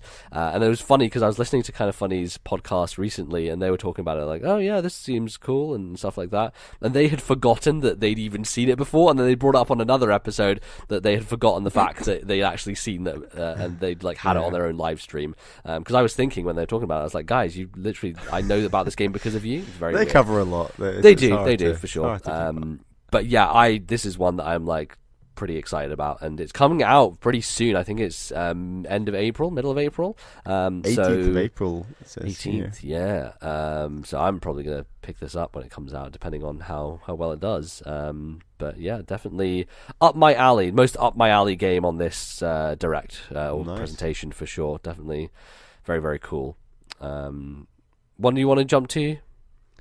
I don't know. There wasn't really anything else. Okay. Well, we can kind of just chat over them a bit then. Sure. It was interesting. Stranger Things 3, the game. That was one that popped up, and I was like, yes, they did announce this recently, but I hadn't paid too much attention to it. And it seems pretty cool because it's not like your typical licensed game. This feels like more of a love letter to the Super Nintendo and like kind of classic brawl and beat 'em up style games. A bit of more of a weird isometric perspective as opposed to like a 2D side scroller, but seems like it's had a lot of love and care put into it, which you don't really say about a lot of licensed games these days. So that was curious, and obviously we're both big fans of Stranger Things. It comes out on the same day as season 3. Yeah, it does. Cool. And I wonder if it like ties in at all with the plot or anything. Seems like you can play as like most of the characters from the game, which is pretty cool, and they all have their own like moves and things like that. It seems like it's pretty well built. That's pretty neat. Sorry, one other one that was quite interesting. I think you also found interesting is Creature in the Well. It's like the pinball style. They've described it as pinball inspired hack and slash dungeon crawler. Right, absolutely. And I don't really know how it plays because it was wasn't pretty very clear. No, it was pretty fast paced in the trailer, and it seemed like there were a lot of things flying around the screen, and lots of explosions happening, and having to control a bunch of things going at once, like a bunch of pinballs almost. Very unique idea. We've had pinball games doing a weird twist before with Yoku's Island Express on Switch last year that was like Metroidvania where you're playing as a pinball essentially, but this is like an action game where you are like inside a pinball table almost, like slicing at parts of the table, but it's all like built into a world, and it's not like it's not just you're just landing on a random pinball table. It's more its own thing, and that seems like it's coming out in the summer, so I'm pretty excited about that. That seems pretty cool. Want to maybe see a bit more about it. It'd be one of those games that I would like to play a demo for actually, because watching it doesn't give me a very good sense of how it feels to play and like Yeah. what the kind of objectives are and things like that. So, yeah. I don't know what other ones that really stuck out to me. I think My Friend Pedro was one of the early ones that was like, okay, this is kind of like the Matrix, and you know, you just kind of slow-mo shooting and things like that. You have a friend who's a banana. It's kind of like weird. Overland, which I don't really remember from the Direct at all. That's one that has been announced before, I think, at some different places. I don't even think this was in, because we're following. I don't remember seeing this trailer in the Direct, but hey, it's there. Swim Sanity, that was one that was like a multiplayer kind of shoot 'em up underwater. Didn't look very good to me. Wasn't one that stood out. No.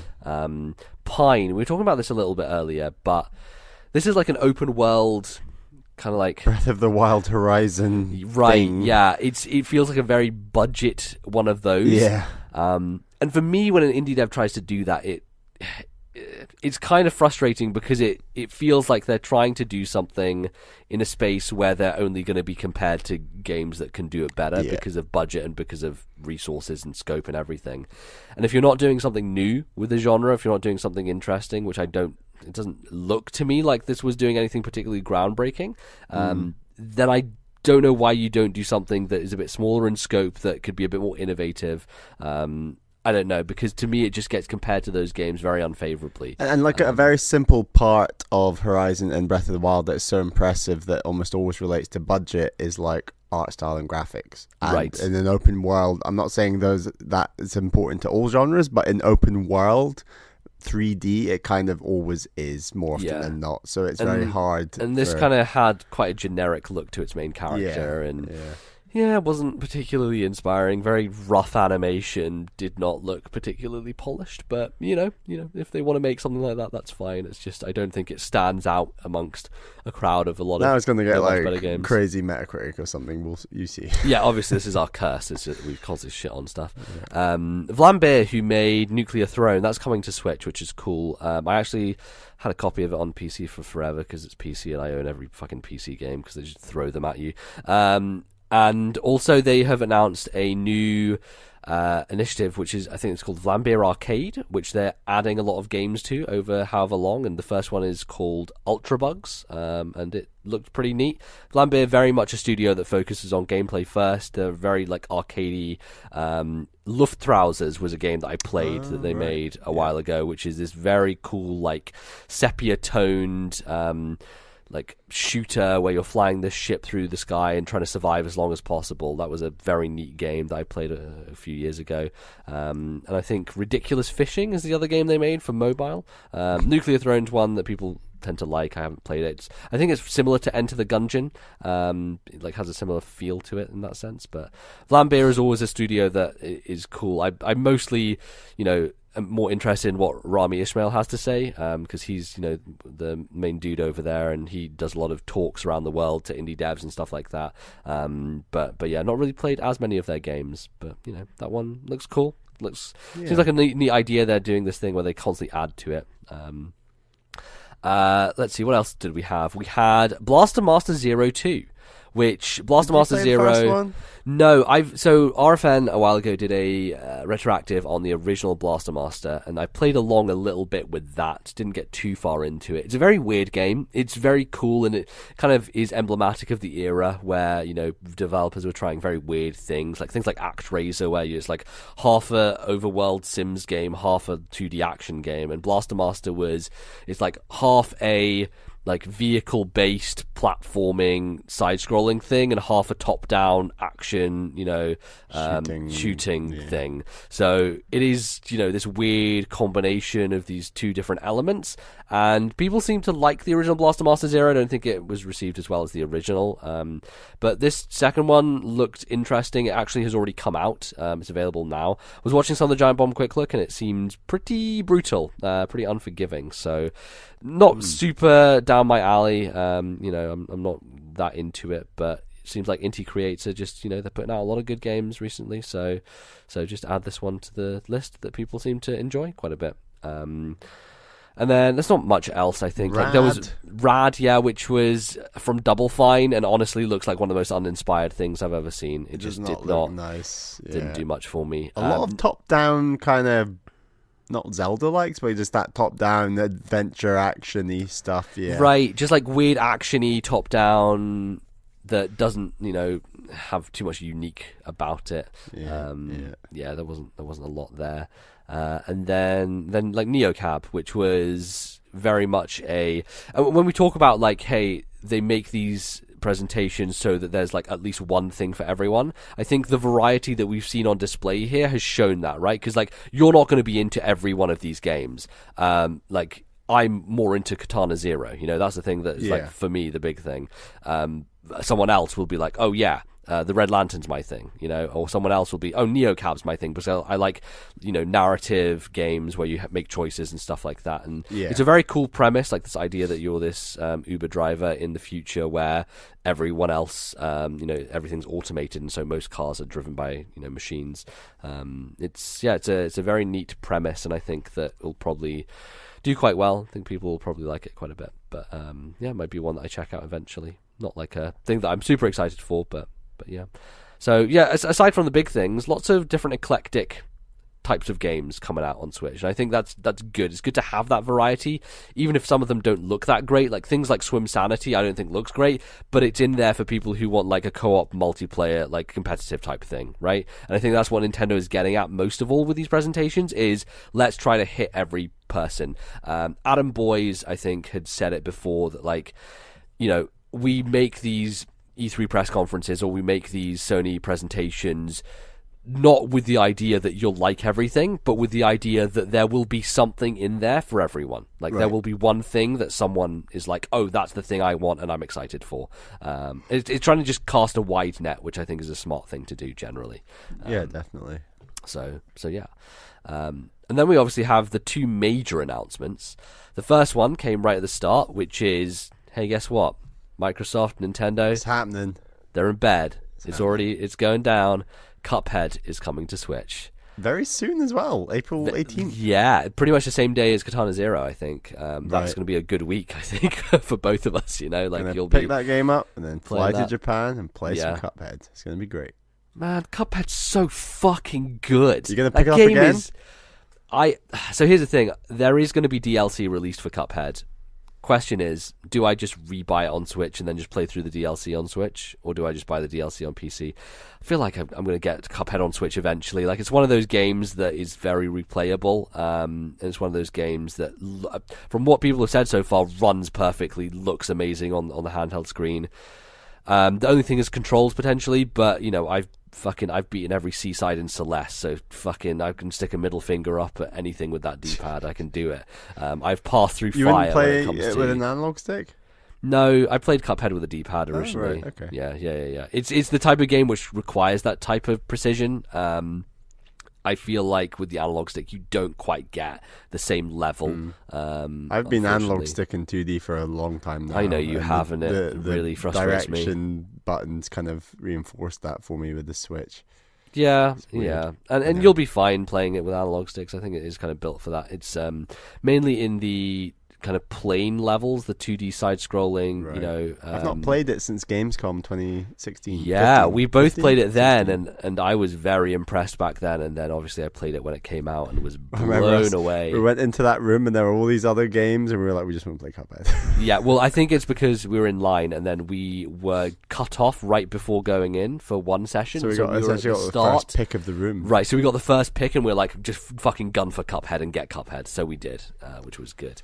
But a game is special. A game is damn good. It has one of the best senses of accomplishment I've ever felt in a video game. A solid modern Contra. Yeah, pretty much. It's like Contra without the bullshit. It's like, hey, what if Contra, but they made it Contra so without that the bullshit is like the perfect game. Pretty much, yeah. Hey, welcome to Cuphead. Like, it's pretty much the perfect game.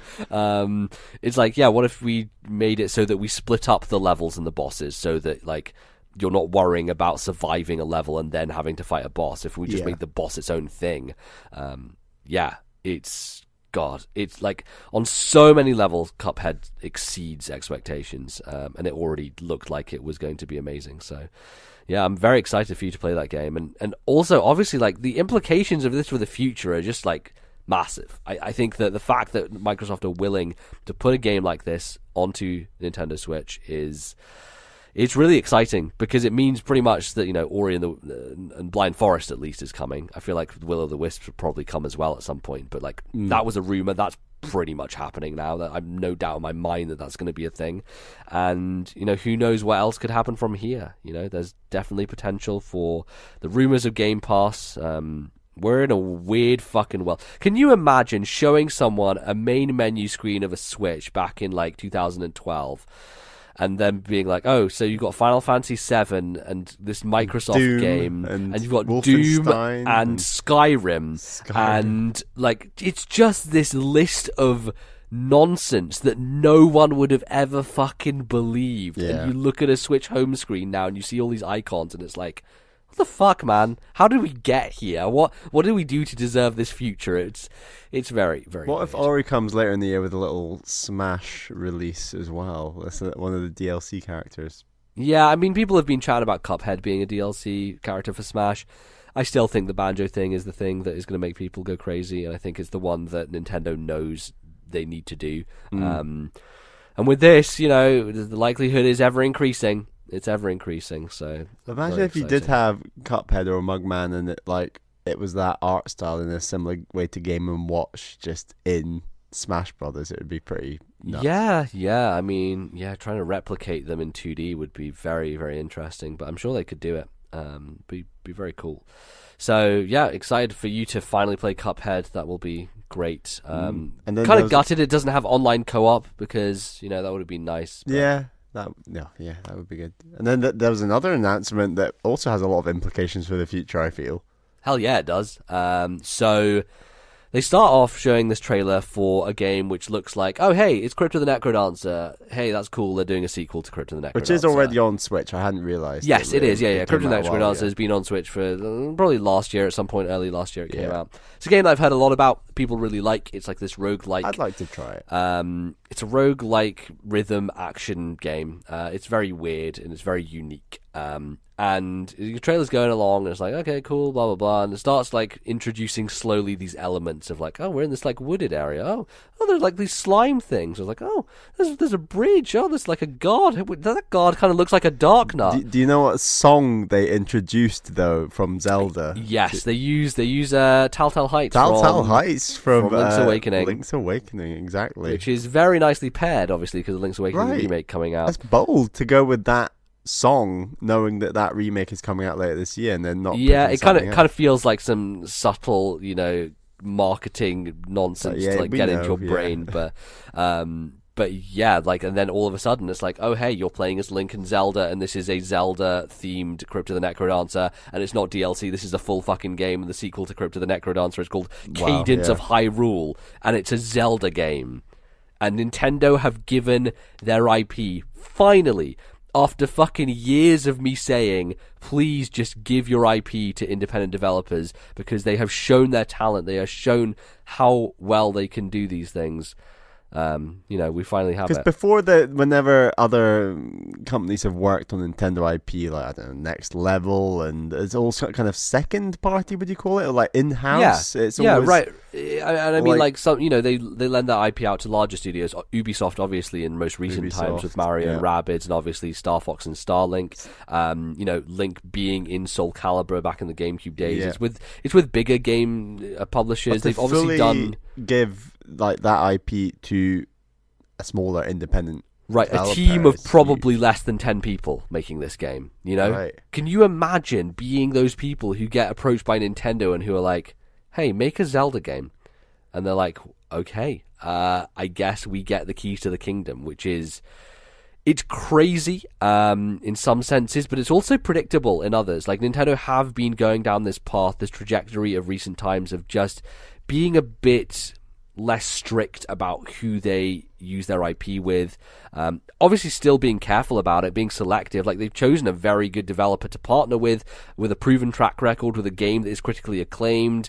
They aren't just giving it to any no-name random people. They're definitely being choosy about it, but they are loosening their strings. And I think that is the most important thing to see, is like, they have all these initiatives, they're doing the theme parks, they're doing the movies. Like, it feels like Nintendo want to expand their IP and leverage it in different ways.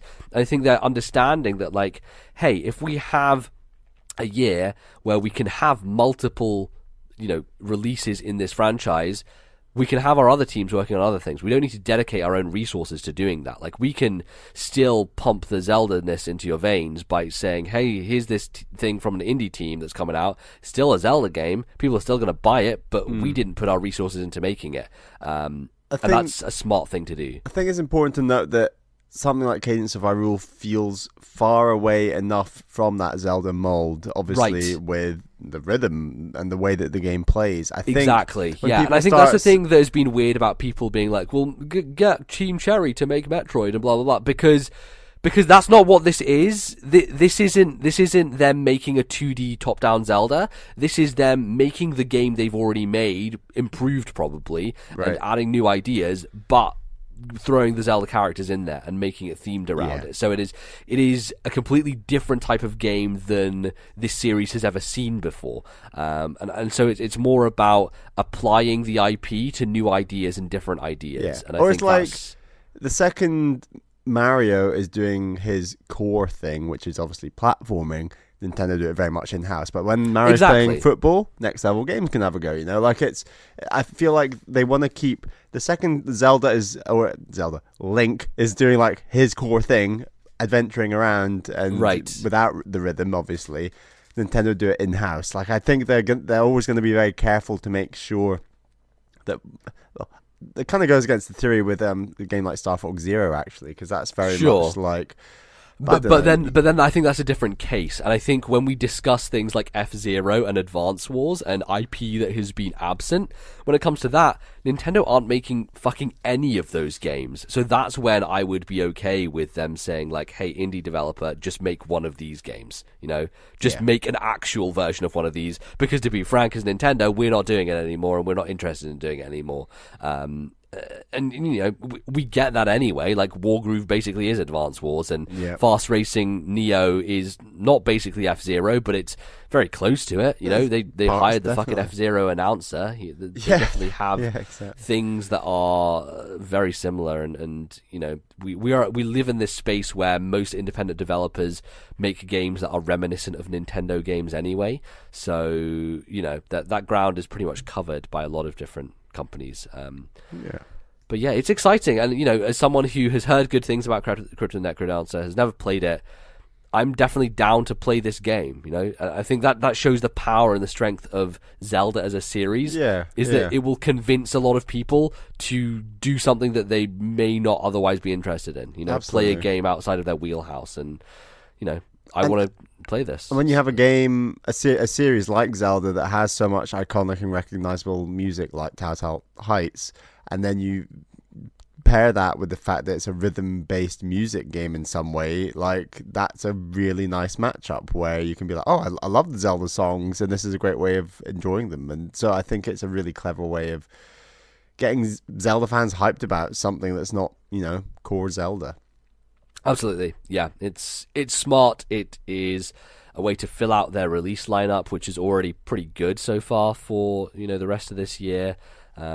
It's overall just it's a great indication of the future, and shows where I think Nintendo should go with their IP and what they do with it, because I want to see more representations of their characters by talented independent studios. Hell, like, there are so many on Switch who are so inspired by the company that they're probably all chomping at the bit to get their hands on some of Nintendo's properties. Makes them even more excited to hang around waiting for, maybe we could get the next IP to come to our game, or who knows. Yeah. And Kirk Scott, who's the guy who's basically in charge of third-party relations when it comes to independent developers at Nintendo, was saying like, hey, this could be the start of something. So it's very interesting, and I'm excited. This direct presentation, whatever the fuck you want to call it, Nindies Showcase. It was not necessarily groundbreaking, but I think these two releases, these two announcements, while awesome in and of themselves, are way more important for what they say about the future. Like they are statements about the future of Nintendo, and that's very, very cool, very exciting. So, and for something that comes just at the end of March, when we're still a way out from something like E3, it's super solid in that sense. Like it's definitely it's solid games coming this year, which people are looking forward to. Yeah, cool. I don't want to spend too much time on this now because we've talked a lot about the Nindies Showcase, but there was a rumor recently about new versions of the Switch coming out later this year. One that would be a cheaper, more affordable model that was potentially portable only. Obviously, this is coming from the Wall Street Journal from had his name Takashi Mochizuki, who does a lot of Nintendo coverage over there and is a good follow on Twitter. I recommend following him. And yeah, so we have potentially a cheaper model of the Switch and a Pro, more expensive model of the Switch, which would, people are saying, like, similar to, hey, they did the 2DS and they did the new 3DS XL. Those are the kind of two analogs we would have here in terms of the portable space. What do you think of this, Bally? Do you think it is likely they release both at the same time, both in the same year? I guess they have done it before with models of the 3DS. I think that more spaced apart, though. Like they put the 2DS out and then they put out like the new 3DS, the small version. There were two SKUs of the new 3DS. I thought that came out at the same time. Yes, well, it's weird because originally the new 3DS, the smaller model, was never released in America until later on. They did one limited edition, like maybe I can't remember what it was. It wasn't an Animal Crossing. It was one stupid one that you could only get that faceplate and shit like that. And it had the faceplates.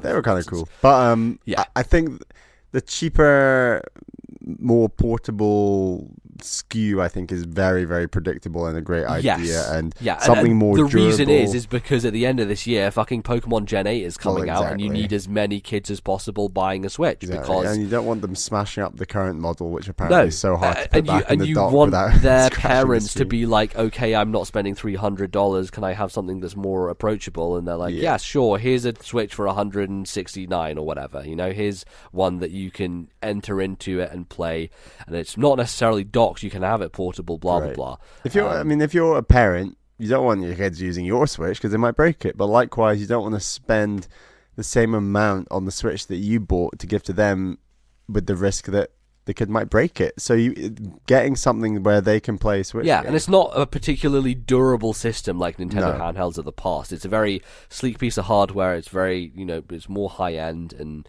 so it's more susceptible to breakage. So having one that's more like a fucking brick, that's what people want, I think, for the younger kids. It's the more powerful SKU and that where that goes and what it does that I'm probably more interested in. Just because personally, I might pick it up if it's worth it. But again, yeah. But then you think about the history of Nintendo when it comes to this type of incremental upgrade, and you look at the new 3DS and how they released like 5 games for it, and then Super Nintendo games, and then forgot it even existed, and had a stupid analog nub that doesn't fucking work for anything. The reason I liked my new 3DS was because it was my first 3DS since the original, whereas I hadn't. Right, you made a goddamn cataclysmic jump, I made a big jump. Crazy. So I would probably, in an ideal world, skip this model and go for the next model and see what happens. But we'll see. I don't know how they get around if the screen's going to be bigger. Are there going to be different Joy-Cons? Why would they go away from Joy-Con uniformity when it's crucial?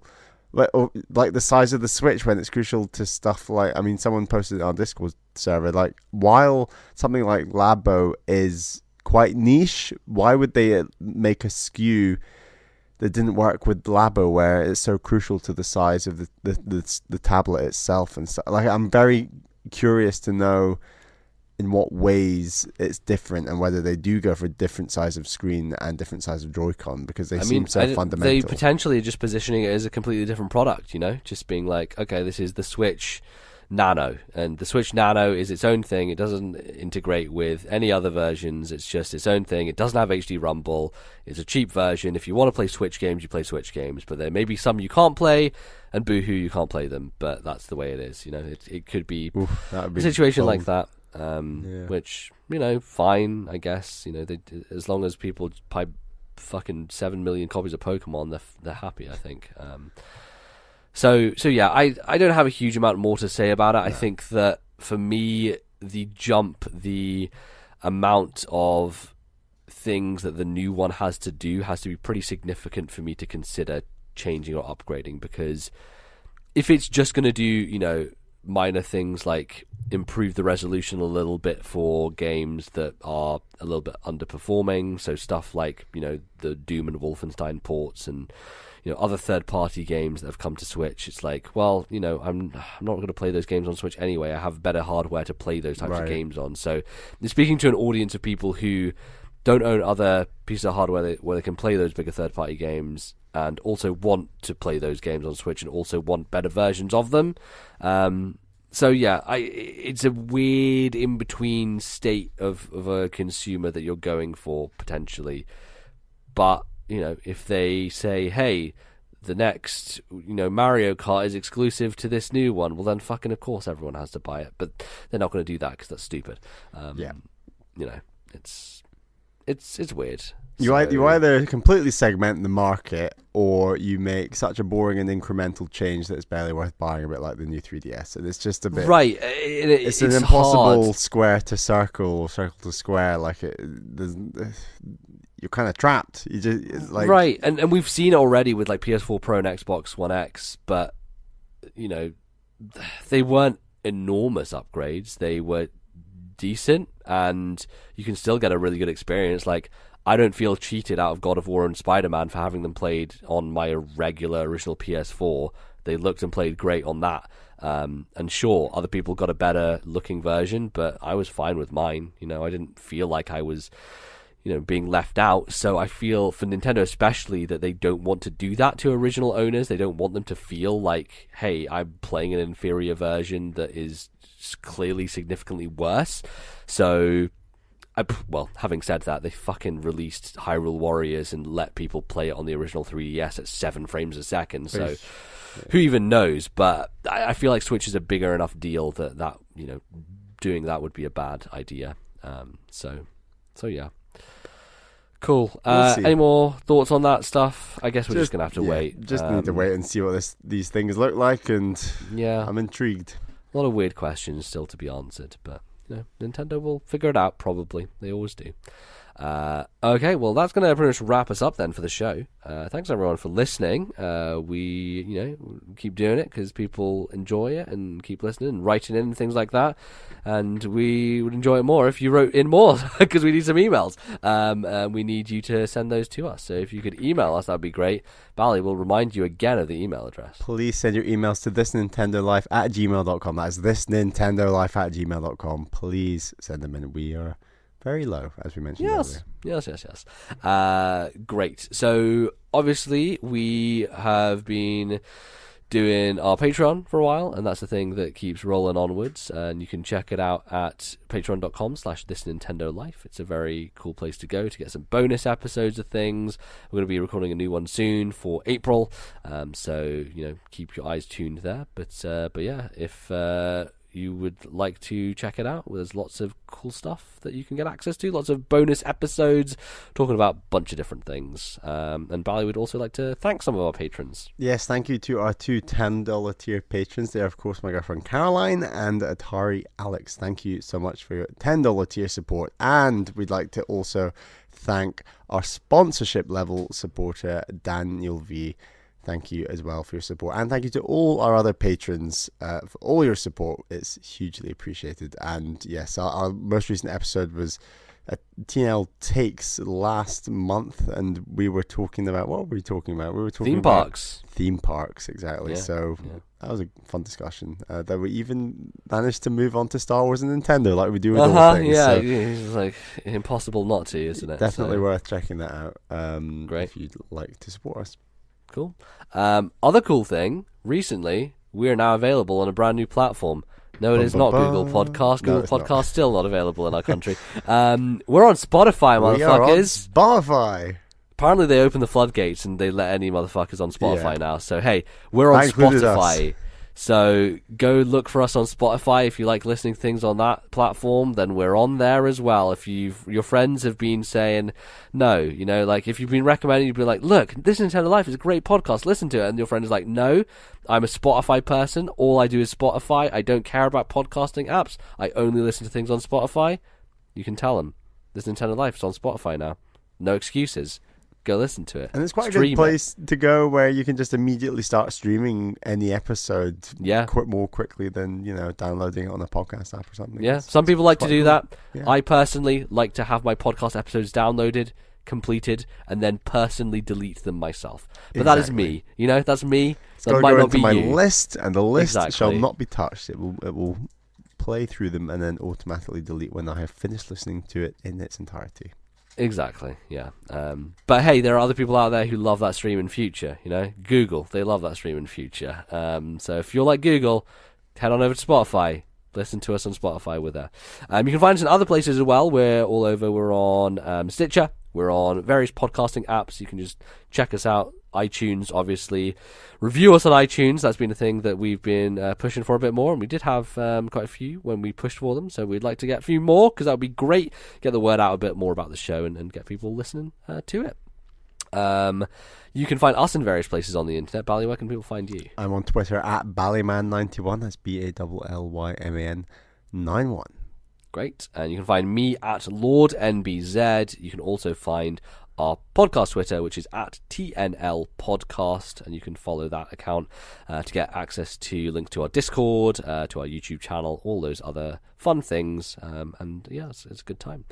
So yeah, that's pretty much going to be us. That's going to close things out for this episode. Thanks to everybody for listening. I'm excited about the future of Nintendo and these announcements. There's lots of potential things that could happen as a result. So who knows? Maybe one day Master Chief will be in Smash Bally. It could be a reality. It could be. I don't know if he fits particularly well, but people would be excited by that. So Kind of like the Halo collection to come to Switch. That'd be nice. yeah, man. Like That they just would be announced it for nice. PC. Mm-hmm. Imagine playing Halo on Switch. Imagine, Bally, us playing co-op Halo on a Nintendo platform. I'm intrigued to know how it holds up. Yeah, same. I want to go back and play those games at some point. Very big blind spot, I feel, in my gaming history. So maybe one day we shall see. But until that day, we're just going to keep continuing to put out podcasts here on This Nintendo Life. So thanks for listening, everyone. We will be back in a couple weeks' time with some more. Bye-bye.